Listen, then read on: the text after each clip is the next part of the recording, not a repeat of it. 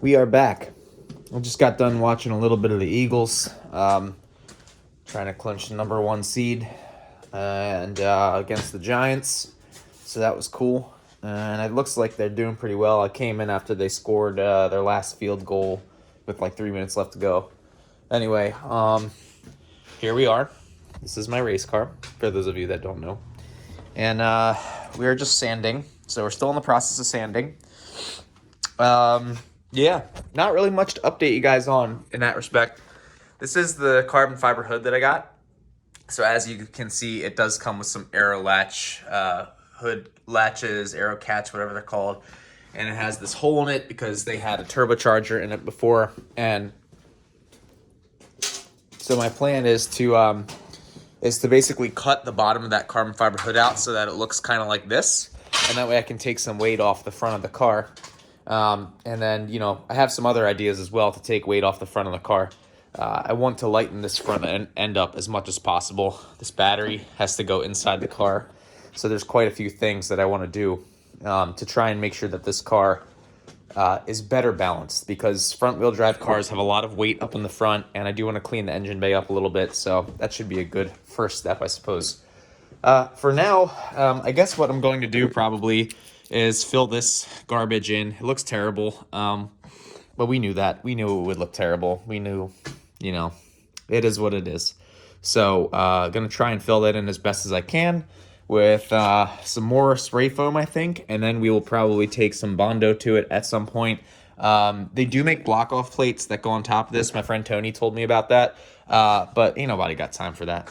Look, we trying to make a show car, all right? We're going to clean that up. It's going to look amazing, all right? You didn't even know, okay? But yeah, we got the heater cooking. Going to throw on some music, light my my old stogie back up, and keep going. Okay. I am covered in dust. Car is covered in dust. Hood is now covered in dust. BMW probably will shortly be covered in dust. Okay, I don't know why that happened. Anyway, so you can see here, all the sanding I did is because they painted over, and I still have these here. They painted over the damn pinstriping. Great. They also put a DOHC VTEC sticker here, because, just JDMAF, and then they painted over that too. So I was sitting here with, here's a remnant of the sticker. I was sitting here with, I don't know where it is now. That's annoying. Anyway, I was sitting there with a cardboard cutter, a box cutter knife attachment, and then block sanding. So the block sanding basically is I'm trying to cut it with the cardboard cutter as much as I can, and then block sand.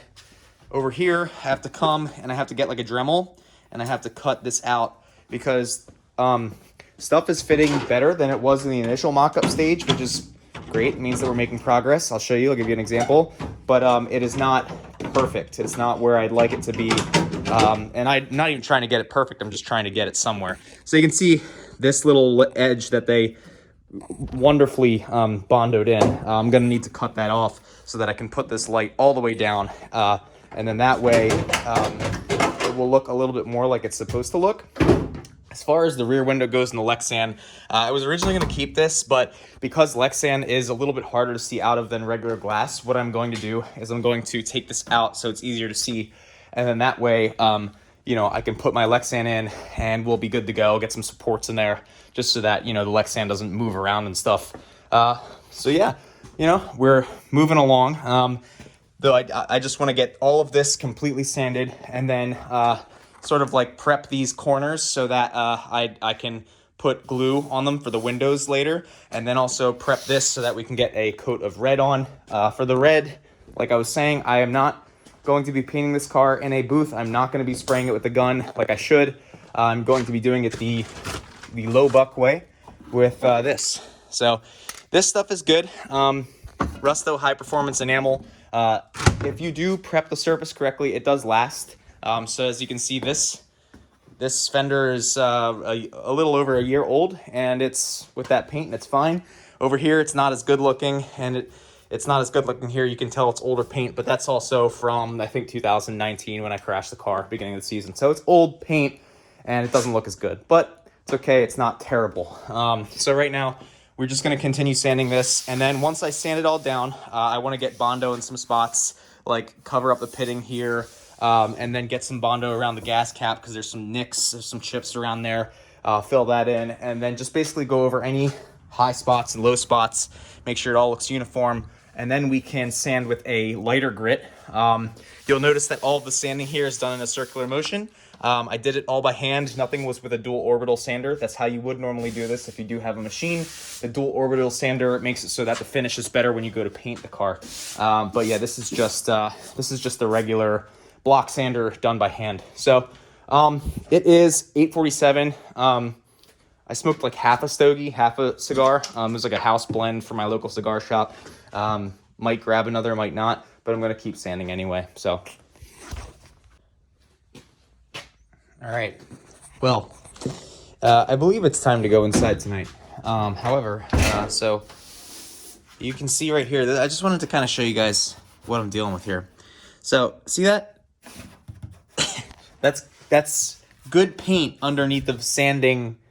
So the clear coat didn't even really adhere to the body panel when they did this. And then in addition, you can see the pinstripes. So I'm still in the process of scraping off all the pinstripes. They're mostly gone. And then I'm going to, again, go over with the Bondo skimmer and just skim really nice and just block sand it, make sure it's all flat. Over here, so we have the door sill.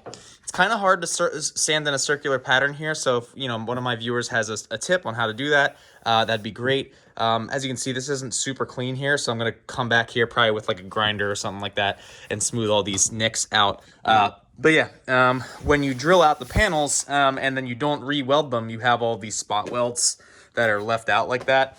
It looks ugly, but it's going to be hidden behind a door, so I'm not super worried about it. Again, I don't want to waste too much time on aesthetics for this car.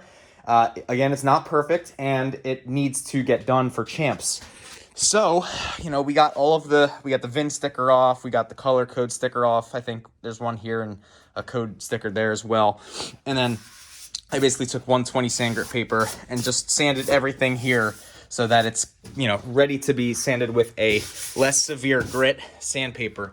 Everything is dusty though, as you can see. And yeah, we're on the way to make this car work pretty well. It is 9:30 or so, so I am gonna probably call it quits for the night, grab a thumbnail picture of this, and yeah, I mean, look at that dust, man. Look at all that dust. Whew. Yeah, lots of dust. Yeah, not a terrible job. This is actually a lot easier than, the hard work that's involved with putting a damn quarter on the car. Again, I'm never doing this again. I'm going to budget for body work in the future. But yeah, I just did this because the car needed a quarter, and this is the quarter. So, yep, I'm going to grab a thumbnail, and then I'm going to put this video together and throw it up on YouTube. Hopefully all you guys enjoyed watching, and, check in again. We're going to be doing more of this, so peace.